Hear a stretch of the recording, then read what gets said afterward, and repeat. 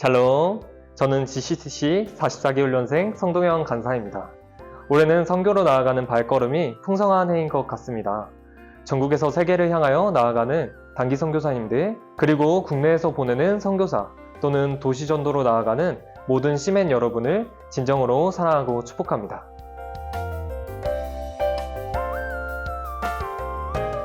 오늘 본문은 복음을 전하는 여러분에게 어쩌면 우리가 전하는 이 복음이 어떤 것인지 다시 한번 생각할 수 있는 시간이 될 것이라 생각합니다. 사도행전은 누가가 기록한 신학의 역사서이지만 그 중심 인물은 사도 바울입니다. 왜냐하면 13장부터 28장 끝까지 사도 바울을 중심으로 역사가 전개되기 때문입니다. 우리는 오늘의 본문을 통해 여러분이 현재 각 지역에서 덕보 또는 사형리로 전하고 있는 이 복음을 사도 바울은 어떤 내용으로 구성해 전했는지 살펴볼 수 있습니다. 오늘 사도 바울이 전하는 이 복음 메시지의 청중은 유대인과 하나님을 섬기는 이방인들이었습니다.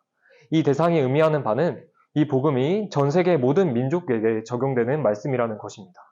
이 내용을 살펴보면 첫째로 바울은 26절에서 29절에서 예수님은 구원의 말씀이었지만 사람들이 죄가 없는 그를 죄인으로 여기고 십자가에 매달려 죽게 하셨음을 말하고 있습니다. 둘째는 30절에서 32절에서 하나님이 죽은 자 가운데서 예수님을 살리셨으며 많은 사람이 이 부활을 목격하였고 증거하고 있다는 것을 말하고 있습니다. 그래서 바울은 자신이 이 증언을 들은 것과 같이 자신도 이 하나님께서 약속하신 기쁜 소식을 전하고 있다는 동기를 밝히고 있습니다. 그리고 마지막으로 바울이 전했던 메시지의 내용은 33절에서 38절에서 썩음을 당하지 않고 하나님이 예수님을 살리신 이 과정은 우연이 아니라 구약 선지자들의 예언, 즉 하나님의 놀라운 계획대로 이루어진 것이며 성도들은 예수님을 통해서 죄의 용서가 선포된다는 것을 알아야 한다고 말합니다. 그래서 모세의 율법으로는 구원을 받을 수 없는 유대인이 이 예수님의 죄사함을 믿음으로 받아들일 때 그토록 바라던 의롭다함을 받을 수 있다는 것을 제시하고 있습니다.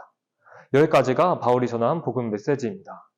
이 말씀을 통해 복음에 대해 묵상할 때 복음을 전하는 저의 마음에 대해 생각해 보게 되었습니다. 저는 학생 때 주로 한국과 필리핀에서 복음을 전했는데 가끔 전도하며 스스로 뭔가 와닿지 않은 이야기를 전한다고 생각하곤 했습니다. 왜 그럴까 하며 그 이유를 생각해 보니 하나님의 사랑, 죄로 인해 분리됨, 죄의 문제를 자신의 죽음으로 해결하신 예수님, 그리고 그러한 예수님을 믿음으로 받아들일 때 하나님의 놀라운 계획과 풍성한 삶을 경험할 수 있다는 이 사실을 한 번도 제대로 묵상해 본 적이 없다는 사실을 깨달았습니다. 하나님께서는 그 이후에 여러 순간을 통해 복음의 의미를 알아가게 하셨습니다. 한 번은 간사를 준비할 때였는데 여전히 저의 삶에 죄를 지으며 살아가는 순간들이 남아 있었습니다. 아, 나는 정말 죄인이구나. 이런 내가 간사로 살아갈 수 있을까? 하며 마음이 괴로웠습니다. 그러나 이 말씀을 보고 다시 한번 확신으로 나아갈 수 있었습니다. 우리가 아직 죄인 되었을 때 그리스도께서 우리를 위하여 죽으심으로 하나님께서 우리에 대한 자기의 사랑을 확증하셨느니라. 로마서 5장 8절 말씀입니다. 이 사실에 대하여 묵상했을 때 하나님은 내가 죄인이었을 때부터 사랑하는 마음을 가지고 구원 계획을 세우셨다는 것을 깨닫게 되었습니다. 그렇기 때문에 지금 잠시 하나님 앞에 부족한 모습 때문에 하나님의 사랑과 구원 계획이 흔들리지 않는다는 사실을 깨달았습니다. 이미 나의 이런 모습들을 아시고 시작하신 계획이기 때문이죠. 그래서 그 사랑과 계획을 믿고 간사를 더욱 확신할 수 있었습니다. 이렇듯 이 복음은 과거뿐 아니라 현재, 그리고 미래 우리의 삶에도 영향을 미치는 사실입니다. 또 한 가지 나누고 싶은 것은 사도행전이 사도 바울의 사역을 중심으로 기록된 것을 보며 저는 가끔 저를 중심으로 사역이 흘러가는 것처럼 느껴지던 때를 떠올렸습니다. 그러나 우리는 한 가지 사실을 알아야 합니다.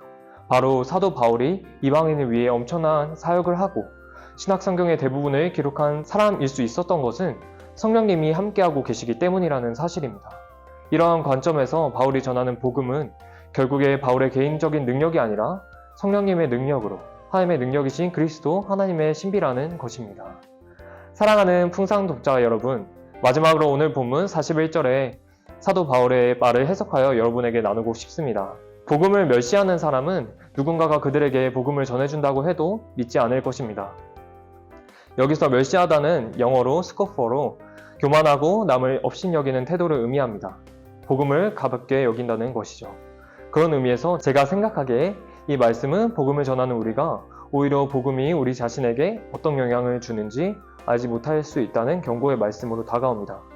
그러니 풍삼 가족 여러분 모두가 이 복음이 나에게 어떤 의미를 주는지 깊이 생각하는 시간을 가지고 진실한 마음으로 복음을 전하는 사람이 되시기를 주님의 이름으로 축복합니다. 샬롬.